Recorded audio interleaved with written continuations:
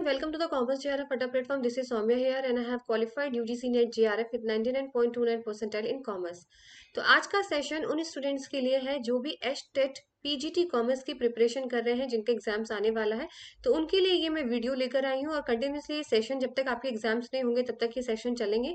I hope ये session आप लोगों के लिए आगे चल के काफी फ्रूटफुल रहे। तो सबसे पहले फर्स्ट क्वेश्चन आपकी स्क्रीन पर है, which of the following is not a capital reserve. निम्नलिखित में से कौन सा पूंजीगत संचय नहीं है? आपके ऑप्शन है profit on sale of fix assets, profit prior to incorporation, dividend equalisation reserve या फिर premium on issue of shares. इनमें से कौन सा कैपिटल रिजर्व नहीं है आपको बताना है। ठीक है, इनमें आपको बताना है कौन सा नहीं है। सबसे पहले कैपिटल रिजर्व क्या होता है? जैसे आप लोगों के पास पिगी बैंक होता है ना, गुल्लक जिसे बोलते हैं, उसी तरीके से कंपनी के पास भी कैपिटल रिजर्व होता है, जिसके अंदर वो जो है अमाउंट रखता है। और वो amount day to day sales से नहीं आता है, जैसे रेगुलर जो काम चल रहा होता है उसका नहीं है। एक टाइम की अर्निंग, यानी एक ही बार ये लोग कमाते हैं और वो प्रॉफिट जो है वो लोग कैपिटल रिजर्व में रख देते हैं, ताकि आगे जो है कोई भी लॉस होता है, कोई भी इमरजेंसी होती है तो वो यूज कर सके। ठीक है, तो कैपिटल रिजर्व के अंदर अगर मैं बात करूं बेटा, तो डिविडेंड इक्वलाइजेशन रिजर्व जो है वो आपका नहीं आता, क्योंकि ये रेवेन्यू रिजर्व के अंदर आता है। डिविडेंड इक्वलाइजेशन रिजर्व जो होता है वो एक रिजर्व बनाया जाता है शेयर होल्डर्स को डिविडेंड पे करने के लिए, कि भाई कितना भी चाहे हमें कंपनी को लॉस हो जाए प्रॉफिट हो जाए, इतना तो हमें डिविडेंड पे करना ही करना है शेयर होल्डर्स को। तो dividend equalisation reserve capital reserve के अंदर नहीं आता। बाकी जो भी कोई प्रॉफिट होगा ना, कोई भी प्रॉफिट लगा लीजिए, चाहे वो फिक्स एसेट से बेच कर आ रहा हो, चाहे वो आपका इनकॉर्पोरेशन से आ रहा हो, चाहे आपका किसी से रिलेटेड प्रॉफिट आ रहा हो, या फिर कोई प्रीमियम मिल रहा है आपको शेयर्स पे, वो कैपिटल रिजर्व के अंदर आता है। सो ऑप्शन नंबर सी यहाँ पे करेक्ट हो जाएगा। चलिए नेक्स्ट क्वेश्चन है, the concept of conservatism result in. Accounts का क्वेश्चन है ये, conservatism principle of accounting. Option है understatement of assets, overstatement of assets, understatement of liabilities या फिर none of the above. Conservatism का क्या मतलब होता है यहाँ पर आपको बताना है। देखो, कंजर्वेटिज्म प्रिंसिपल का सिंपल सा मतलब ये होता है यहाँ पर कि आप बेटा फ्यूचर के अंदर अगर आपको 50-50% पता है कि प्रॉफिट होगा या नहीं होगा, 50-50% है, अनसर्टिनिटी है, तो आप उसको रिकॉर्ड नहीं करोगे। लेकिन अगर आपको लॉस लगता है ना कि 50% लॉस हो भी सकता है और नहीं भी हो सकता है, तो लॉस को आप रिकॉर्ड करोगे। यहाँ पे सिर्फ इतना बोलते हैं कंजर्वेटिज्म कि आपको अपने एसेट्स जो है ना वो हमेशा लोअर वैल्यू में दिखाने होते हैं, ताकि फाइनेंशियल स्टेटमेंट में ओवर ना हो जाए। ठीक है, ज्यादा नहीं लिखना है। लॉस को आप दिखा सकते हो लेकिन आप गेन को नहीं दिखा सकते। तो इसका जो ऑप्शन नंबर ए है वो करेक्ट हो जाएगा, under statement of assets. Conservatism के अंदर जो एसेट्स की वैल्यू होती है ना, जितनी वैल्यू उससे कम दिखाई जाती है। ठीक है, उससे कम में दिखाई जाती है। ठीक है, क्योंकि इसका सिर्फ यही रूल होता है कि जो भी पॉसिबल लॉसेस होते हैं ना बेटा, उसको तो रिकॉर्ड करिए, लेकिन जो पॉसिबल गेन्स होते हैं उसको रिकॉर्ड नहीं करना होता है। चलिए नेक्स्ट क्वेश्चन है, current ratio is a. Current ratio क्या है? Solvency ratio, liquidity ratio, activity ratio या फिर आपका प्रॉफिटेबिलिटी रेशियो। और ये याद रखिएगा, हिंदी में भी क्वेश्चन दिया हुआ है। ठीक है, जो भी हिंदी के कैंडिडेट्स हैं, तो करंट रेशियो जो होता है वो आपका, आपको पता होगा 2:1 इसका आइडियल रेशियो होता है। Liquidity ratio is the right answer. ये तो बहुत इजी क्वेश्चन था। चलिए नेक्स्ट क्वेश्चन है, what management is what a manager does, who said this. तो ये जो लाइन है ये किसने बोली थी? प्रबंधन वही है जो एक प्रबंधक करता है। ये किसने कहा था? F.W. टेलर, हेनरी फियो, लुइस एलन या फिर पीटर ड्रकर।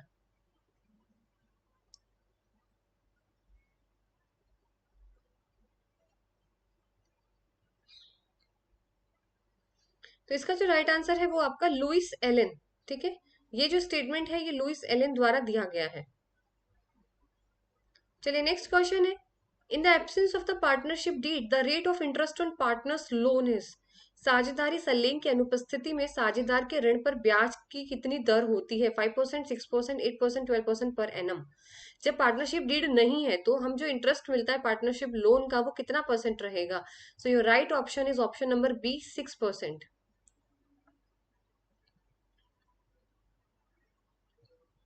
चलिए नेक्स्ट क्वेश्चन है, which of the following is an intangible assets. इसमें से कौन से ऐसे हैं जिसे हम टच नहीं कर सकते, छू नहीं सकते? मशीनरी, स्टॉक, गुडविल या कैश। देखो, मशीन को आप टच कर सकते हो, स्टॉक को आप टच कर सकते हो, कैश को आप छू सकते हो, बट गुडविल जो होती है बेटा वो इंटेंजिबल एसेट्स होती है जिसे आप टच नहीं कर सकते। ये एक तरीके की कंपनी की रेप्यूटेशन होती है। चलिए नेक्स्ट क्वेश्चन है, the laissez faire style of leadership is also known as.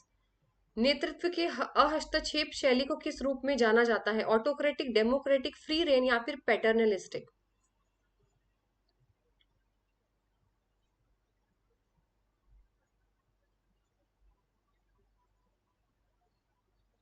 इसका जो राइट आंसर है ऑप्शन नंबर सी है, फ्री रेन। फ्री रेन क्या होता है, देखो मैं सारे बता देती हूँ आपको। लेजी स्फेयर का मतलब, फ्री रेन का मतलब यहाँ पर ये होता है कि जो आपका मैनेजर होगा, जो टॉप लेवल पे अथॉरिटी होते हैं, वो आपको पूरी छूट दे देते हैं। पूरी छूट, आपको जो डिसीजन लेना है आप लीजिए। आपको ग्रेटर ऑटोनॉमी प्रोवाइड करते हैं। आपको जो डिसीजन लेना है, आपको जो करना है, आप खुद से करिए। कोई भी मैनेजर का कंट्रोल नहीं होगा आपके ऊपर। आपके सुपीरियर का कोई भी कंट्रोल नहीं होगा आपके ऊपर। वही ऑटोक्रेटिक की बेटा बात करते हैं, तो ऑटोक्रेटिक में जो मैनेजर होता है या टॉप लेवल होता है, सारे डिसीजन वही लेता है, कंट्रोल भी वही करता है। आप लोगों से तो वो बताता भी नहीं है आपको, मतलब इन्वॉल्व भी नहीं करेगा आपको, सीधे डिसाइड करेगा और आपको कहेगा चलो करो, ऑर्डर देगा खाली बस, ठीक है। डेमोक्रेटिक क्या होता है, देखो डेमोक्रेटिक में जब वो डिसीजन लेगा टॉप लेवल, तो वो आप लोगों को भी इन्वॉल्व करेगा, यानी अपने जो नीचे लोग हैं उनको भी बुला के अपने डिसीजन को इन्वॉल्व करेगा कि अगर आपकी भी कोई राय है तो बताइए, ठीक है। पैटर्नलिस्टिक बेटा लीडरशिप वो होती है जो एक फैमिली की तरह अपने जो सबऑर्डिनेट्स होते हैं, जो आपके अंडर काम कर रहे होते हैं ना, उनको आप एक परिवार की तरह ट्रीट करते हो, उसे बोलते हैं paternalistic style of leadership.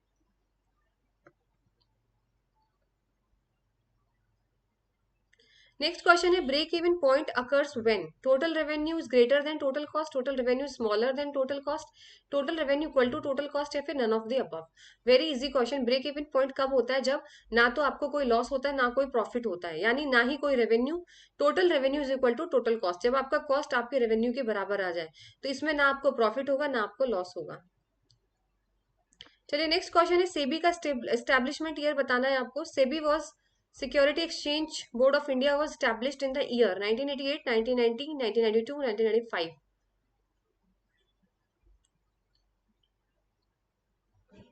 So option number one यहाँ पे बेटा करेक्ट हो जाएगा। 1988 सेबी established हुआ था, पूरा लर्न करिएगा इसको, ठीक है, डेट के साथ।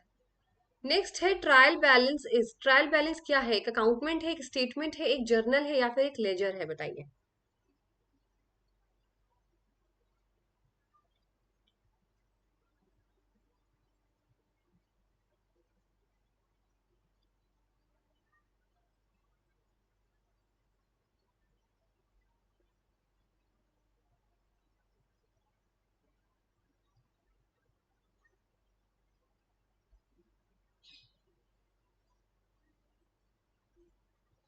ठीक है, तो ट्रायल बैलेंस जो है वो आपका एक स्टेटमेंट है, क्योंकि इसके अंदर ही सारे एक्सपेंसेस, सारे आपके बैलेंस शीट, सारे जितने इक्विटी, रेवेन्यू, एक्सपेंसेस, जितना खर्चा है, सब कुछ डेबिट क्रेडिट कॉलम्स में ये बताता है आप लोगों को, ठीक है, ताकि आप चेक कर सको total credit is equal to total debit है या नहीं। चलिए नेक्स्ट है, which of the following is known as book of original entry? किसे बोलते हैं? किसे बोलते हैं जिस जहां पर आपको ओरिजिनल एंट्री, जहां पे आपको लिखनी होती है, अपडेट करनी होती है? सो जर्नल इसका बेटा राइट आंसर हो जाएगा। जर्नल को बोला जाता है book of original entry. Next question है, विंडो ड्रेसिंग से related. So window dressing in accounting refers to, option है आपकी, preparation of financial statement, showing a better position than actual, writing off bad debts, correcting accounting errors. देखो window dressing क्या होता है, एक तरीके का ना मैनुपुलेशन कह सकते हैं। देखो विंडो ड्रेसिंग का ये मतलब नहीं होता कि आप कोई, आप लॉ के खिलाफ जा रहे हो, आप कानून के खिलाफ जा रहे हो, आप इलीगल चीजें कर रहे हो। विंडो ड्रेसिंग का सिंपल सा मतलब होता है कि जो आप चीज हो नहीं ना, थोड़ा सा बेटर दिखाना। अगर आप, वैसे तो आप 12th पास हो, फॉर एग्जाम्पल मैं आपको बताती हूँ, वैसे आप 12th पास हो पर आप दिखाते ऐसे हो जैसे आप ग्रेजुएट हो। समझ रहे हो? वैसे तो आप रियल में 12th पास हो, पर आप अपने आप को दिखाते हो कि आप ग्रेजुएट हो, थोड़ा बेटर दिखाते हो। तो विंडो ड्रेसिंग में भी यही होता है। Option number B correct answer हो जाएगा इसका, showing a better position than actual. आपकी कंपनी की इतनी हालत नहीं है, पर आपने बेटर दिखा रखा है, एसेट्स वगैरह हमारे इतने अच्छे हैं, हमारा ये है, ताकि आप जो इन्वेस्टर्स होते हैं ना, जो आपकी कंपनी में पैसा लगाएंगे, उनको आप चीट करने के लिए, उनको धोखा देने के लिए ये करा जाता है, ठीक है। जो आप एग्जैक्टली exactly होते नहीं हो, पर आप अपने पोर्टफोलियो, अपना फाइनेंशियल स्टेटमेंट ऐसे दिखाते हो कंपनी का कि आपकी कंपनी बहुत बेहतर है। चलिए नेक्स्ट क्वेश्चन है, according to the partnership act 1932, maximum numbers of partners in a firm carrying on a general business. साझेदारी अधिनियम 1932 के अनुसार सामान्य व्यवसाय करने वाले फर्म में साझेदारी की अधिकतम संख्या क्या है? बतानी है आपको। 10, 20, 50 या फिर 100?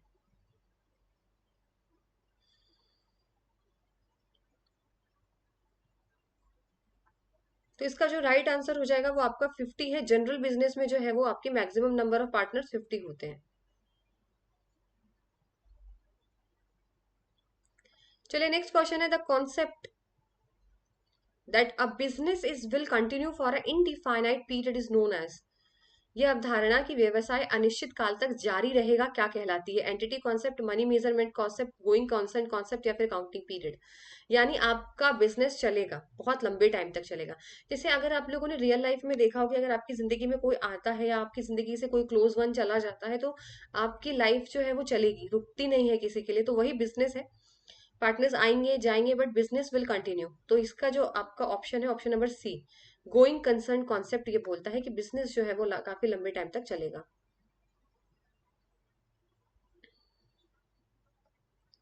नेक्स्ट क्वेश्चन है, when the shares are forfeited the share capital account is debited with face value of shares, called up value of shares, paid up value of shares या फिर मार्केट वैल्यू ऑफ शेयर्स।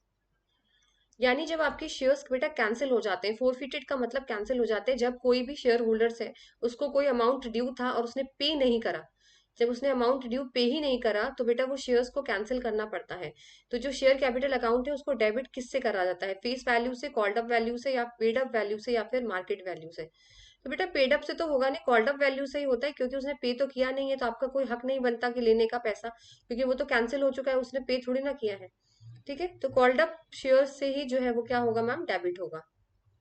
चलिए next question है, the main objective of auditing. Auditing क्यों कराई जाती है company के अंदर? To detect errors and frauds, to prevent errors and frauds, to express an opinion on financial statement या to prepare the final account. देखो accounting के दो ऑब्जेक्टिव है, प्राइमरी एंड सेकेंडरी, जरूर लर्न करके जाइएगा। यहाँ से क्वेश्चन कई बार आते हैं, कौन सा प्राइमरी और कौन सा ऑडिटिंग का सेकेंडरी है।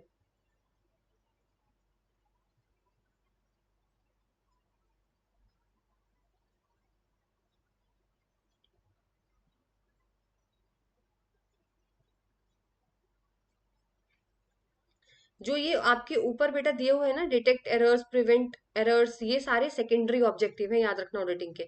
सो मेन ऑब्जेक्टिव होता है अपने ओपिनियंस बताना फाइनेंशियल स्टेटमेंट की, एसेट सही से है या नहीं, उनकी वैल्यू वैल्यू उतनी सही है कि नहीं, वो वेरीफाई करना जो होता है ना, वो काम सबसे पहला होता है। ये प्राइमरी के अंदर है। बाकी जो है ना एरर फ्रॉड्स ढूंढना, डिटेक्ट करना, ये होता है सेकेंडरी ऑब्जेक्टिव के अंदर।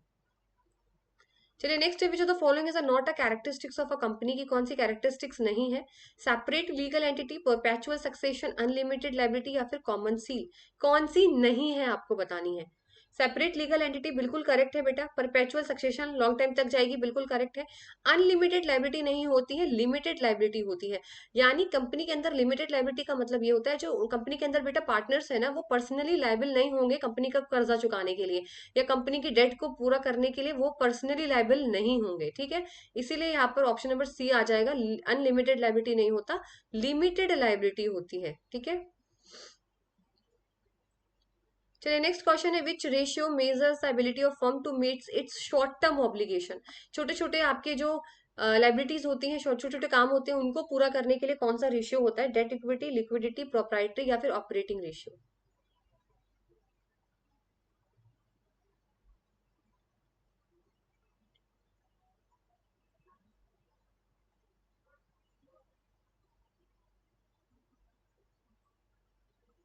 चलिए बताइए। ऑप्शन नंबर बी बेटा, लिक्विडिटी रेशियो ही होता है शॉर्ट टर्म के लिए। ठीक है, चलिए नेक्स्ट क्वेश्चन है, fix cost per unit increase is when. Fix cost unit कब बढ़ती है? जब pollution volume increases, pollution volume decreases, variable cost per unit increases, total fix cost increases. सबसे पहले टोटल कॉस्ट क्या होती है, फिक्स कॉस्ट क्या होती है बेटा? फिक्स कॉस्ट वही होती है मैम जो फिक्स्ड रहती है, जो चेंज नहीं होती, चाहे आपका प्रोडक्शन बढ़े घटे उससे कोई मतलब नहीं। जैसे रेंट, अगर आपने कोई बेटा फैक्ट्री ले रखी है 10,000 रुपए में, सॉरी अगर आपने कोई भी फैक्ट्री जो है वो 10,000 रुपए में अगर आप उसका रेंट देते हो तो फिक्स रहेगी ना, चाहे आपका प्रोडक्शन बढ़े चाहे घटे। समझ आ रहे हो आप? अगर आपने किराए पे कोई फैक्ट्री ले रखी है बेटा, चाहे आप उसमें कितना काम करो या मत करो, 10,000 तो आपको पर मंथ देना ही पड़ेगा उसका। ठीक है, तो ये फिक्स कॉस्ट हो गई मैम। अब अगर इसका आंसर की बात करें, फिक्स कॉस्ट बेटा यूनिट जब बढ़ती है जब प्रोडक्शन कम होने लगता है। प्रोडक्शन कम इसलिए होने लगता है, फिक्स कॉस्ट तो सेम रहेगी, लेकिन अगर मैं यूनिट की बात करूं तो अगर आपका प्रोडक्शन कम होगा तो यूनिट बहुत सारे में डिवाइड हो जाएगी। ठीक है, बहुत सारे में डिवाइड हो जाएगी। कैसे हो जाएगी? अगर सपोज करिए कि यहाँ पे मैंने बोला 10,000 आपका फिक्स कॉस्ट था, ध्यान से समझिएगा, आपको समझ आ जाएगा, ठीक है। फिक्स कॉस्ट बेटा आपका 10,000 का था, ठीक है। अब मैंने बोला मैं बनाती हूँ 1,000 पेन। कितने बनाती हूँ मैं? 1,000 पेन। तो 1,000 पेन के हिसाब से पर कॉस्ट निकाल लो, इसकी फिक्स कॉस्ट निकालो, पर यूनिट कितनी निकलेगी? डिवाइड कर दो 10,000 को 1,000 से, क्योंकि आप 1,000 पेन बना रहे हो ना। मैंने 1,000 पेन बनाया, प्रोडक्शन बता रही हूँ, पेन का मतलब प्रोडक्शन। तो यहाँ से कितना हो जाएगा? 10। कितना आंसर आया ma'am? 10 per unit. 10 per unit आया, बिल्कुल करेक्ट है मैम। अभी मैंने बोला मैं 1,000 बनाती थी, मेरा प्रोडक्शन कम हो गया, मैं 500 ही बना रही हूँ बस। अब मैं कितने बना रही हूँ? 500 ही बना रही हूँ। तो अब फिक्स कॉस्ट तो मैम सेम ही रहेगी 10,000 की। फिक्स कॉस्ट तो बेटा 10,000 की आपकी सेम ही रहेगी ना। फिक्स कॉस्ट तो चेंज नहीं होगी, चाहे प्रोडक्शन बढ़ाओ घटाओ। अब इसका पर यूनिट कॉस्ट निकालो। तो 500 से डिवाइड करो, क्योंकि पहले मैं 1,000 पेन बना रही थी तो 1,000 से डिवाइड किया। अब मेरा प्रोडक्शन कम हो गया 500 का, तो अब कितना आया मैम? 20 यूनिट्स। अब देखो बढ़ रहा है कि नहीं बढ़ रहा है? पहले 10 यूनिट आया था जब मेरा प्रोडक्शन 1,000 था। जब मैंने अपना प्रोडक्शन कम कर दिया तो 20 यूनिट आ रहा है, तो फिक्स कॉस्ट बढ़ रही है पर यूनिट। तो फिक्स कॉस्ट पर यूनिट कब बढ़ रही है? जब मैम प्रोडक्शन मेरा कम हो गया है, ठीक है। तो यही इसमें बताना था कि प्रोडक्शन अगर आपका ज्यादा होगा तो फिक्स कॉस्ट पर यूनिट कम आएगी बेटा, ठीक है। और भाई प्रोडक्शन कम हो जाएगा तो फिक्स कॉस्ट पर यूनिट ज्यादा आएगी। सिंपल सी समझ लो ना। अगर ज्यादा लोग होंगे, अगर एक बात बताओ, अगर आपके घर में, अगर आपके पास एक 2 मिठाई है, 4 मिठाई है, और अगर आपके पास घर में आपके 10 लोग हैं, ठीक है। अगर आपके घर में 10 लोग हैं तो थोड़ा थोड़ा थोड़ा कॉस्ट पर यूनिट जाएगा, थोड़े थोड़े लड्डू में से, थोड़ा थोड़ा बर्फी में से थोड़े थोड़े पीसेस जाएंगे, ठीक है। लेकिन अगर वही आपके घर में मान लीजिए 2 बर्फी है और अगर आपके घर में सिर्फ 4 ही लोग हैं, तो आप आधा आधा करके दे दोगे, उनके पास ज्यादा जाएगा, कॉस्ट पर यूनिट जाएगा कि नहीं जाएगा? बस वही चीज है। चलिए नेक्स्ट क्वेश्चन है, under the consumer protection act 2019 the pecuniary jurisdiction of district commission is up to 20 lakh, 50 lakh, 1 crore, 10 crore. कितना होता है डिस्ट्रिक्ट के लिए बताइए? देखिए 50 लाख तो होता है आपका, सॉरी 1 करोड़ तो होता है आपका बेटा डिस्ट्रिक्ट के लिए। 1 करोड़ से 10 करोड़ होता है आपका स्टेट के लिए, और 10 करोड़ से ज्यादा होता है नेशनल के लिए। सो ऑप्शन नंबर सी आपका करेक्ट हो जाएगा, 1 करोड़। नेक्स्ट क्वेश्चन है आपका, management by objective was introduced by. Management by objective किसने इंट्रोड्यूस किया था बताइए? Management by objective is introduced by Peter F Drucker. Option number C बेटा करेक्ट हो जाएगा, पीटर एफ ड्रकर। चलिए नेक्स्ट क्वेश्चन है, a condition in which information flow exceeds an individual processing capacity. Option है informal communication, formal communication, accurate information, या फिर information overload. यानी इसमें ये बोला गया है बेटा, सपोज करिए मेरे पास कोई इन्फॉर्मेशन आ रही है और इतनी ज्यादा आ गई है इन्फॉर्मेशन, इतना ओवरलोड हो गया इन्फॉर्मेशन का कि मेरे को समझ ही नहीं आ रही कि कहना क्या चाह रहे हैं। तो इसका जो ऑप्शन हो जाएगा option number D, information overload, right answer. यानी मेरे पास इतना ओवरलोड हो गया इन्फॉर्मेशन की मेरी दिमाग ही काम नहीं कर रहा है मेरा कि इसको किस तरीके से मैं देखूं, ठीक है, कैसे समझूं मैसेज को, इन्फॉर्मेशन को। चलिए नेक्स्ट क्वेश्चन है आपका, the product life cycle stage in which a product cell start climbing quickly, introduction stage, growth stage, maturity stage, या फिर सेचुरेशन स्टेज। यानी आपसे पूछा गया है कि एक प्रोडक्ट लाइफ साइकिल है, देखो मैं प्रोडक्ट लाइफ साइकिल बना देती हूँ यहाँ पे, वेरी इजी टू अंडरस्टैंड। हाँ देखो, ठीक है। अब सबसे पहला बेटा इंट्रोडक्शन स्टेज आता है, नंबर 1। इंट्रोडक्शन स्टेज में आपके प्रोडक्ट के बारे में कोई नहीं जानता, आपके प्रोडक्ट के बारे में कोई नहीं जानता। अब आपको एडवर्टीजमेंट करना पड़ेगा ताकि आपके प्रोडक्ट के बारे में लोग जाने, ठीक है। अब लोगों ने जान लिया है, तो जब लोग बेटा जान लेते हैं तो ग्रोथ आने लगती है। अब आपके प्रोडक्ट के बारे में सब जानते हैं तो खूब सेल हो रही है, खूब प्रॉफिट हो रहा है, ठीक है। फिर उसके बाद बेटा आता है मेच्योरिटी स्टेज, अब आपके प्रोडक्ट से लोग बोर हो चुके हैं, उसके अंदर कुछ टेक्नोलॉजिकल इनोवेशन लाइए, कुछ अपडेशन लाइए। फिर होता है डिक्लाइन, डिक्लाइन का मतलब अब लोगों को बिल्कुल पसंद नहीं आ रहा है, नई चीजें आ गई जैसे कीपैड फोन, अब स्मार्टफोन आ गए तो कीपैड फोन डायरेक्टली मार्केट से बाहर हो चुके हैं, ठीक है। तो इसका जो आंसर होगा वो ग्रोथ स्टेज होगा, क्योंकि ग्रोथ स्टेज के में ही होती है जब आपकी सेल्स जो होती है ना बेटा बहुत जल्दी बढ़ती है, ठीक है। ग्रोथ स्टेज ऐसा होता है जहाँ पे आपकी प्रोडक्ट की सेल्स जो है ना एकदम से ऊपर चढ़ जाती है, बहुत ज्यादा हो जाती है। तो चलिए आई होप आपको ये सेशन अच्छा लगा हो, मैंने बहुत ही सिंपल से आप लोगों को एक एक लाइन में एक्सप्लेन कर दिया है। और बाकी का सेशन, बाकी का जो पार्ट है वो नेक्स्ट सेशन में लिया जाएगा। Till then goodbye, take care.